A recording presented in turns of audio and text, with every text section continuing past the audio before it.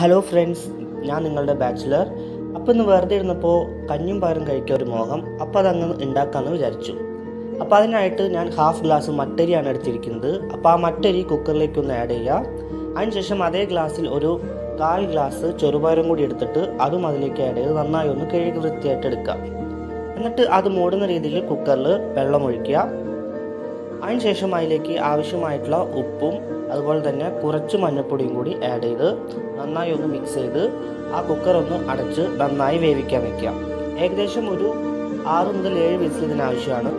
അരി വേവുന്ന സമയം കൊണ്ട് നമുക്ക് അതിനാവശ്യമായിട്ടുള്ള ചമ്മന്തി ഉണ്ടാക്കാം. അപ്പോൾ അതിനായിട്ട് 3 വറ്റൽമുളക് നന്നായി ഇങ്ങനെ ചൂടാക്കി എടുക്കുക. ഇത്രയ്ക്കങ്ങ് ചൂടാവണ്ട.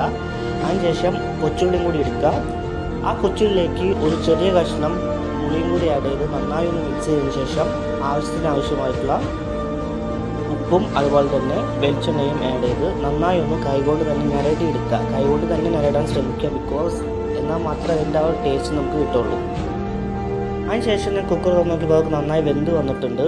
അതിലേക്ക് കുറച്ച് കൊച്ചുള്ളി അരിഞ്ഞതും വറ്റൽമുളകും ആഡ് ചെയ്ത് കുറച്ച് നേരം കൂടി ഒന്ന് ചൂടാക്കാൻ വെക്കുക, മിക്സ് ചെയ്തിട്ട്. അങ്ങനെ കുറച്ച് കഴിഞ്ഞ് നോക്കിയപ്പോൾ അത് കറക്റ്റ് വേവൊക്കെ ആയിട്ട് കിട്ടിയിട്ടുണ്ട്.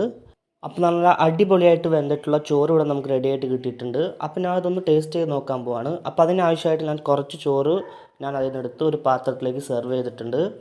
അതിൻ്റെ ഒപ്പം ഞാനിവിടെ എടുത്തിരിക്കുന്നത് കുറച്ച് ചമ്മന്തിയും അതിൻ്റെ ഒപ്പം 2-3 ഉണക്കമീൻ ഇവിടെ ഇരിക്കുന്നുണ്ടായിരുന്നു, അതും കൂടി വറുത്തു. ഒരു പപ്പടം കൂടി ഉണ്ടെങ്കിൽ അടിപൊളിയായിരിക്കും. അപ്പോൾ അതും കൂടി ഞാൻ എടുത്തു.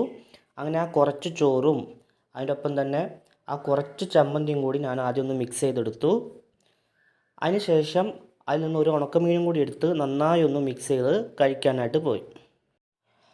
അപ്പോൾ അത് ഞാൻ അതൊക്കെ കൂടെ മിക്സ് ചെയ്തൊന്ന് കഴിച്ചു നോക്കി. എൻ്റെ മോനെ കിടിലൻ ടേസ്റ്റ്, ഉണക്കമീൻ്റെയും ചോറിൻ്റെയും അതുപോലെ തന്നെ ആ ഒരു ചമ്മന്തിയുടെയും ടേസ്റ്റൊക്കെ അടിപൊളിയായിരുന്നു. അപ്പോൾ എല്ലാവരും ഒന്ന് ട്രൈ ചെയ്ത് നോക്കുക. ബൈ.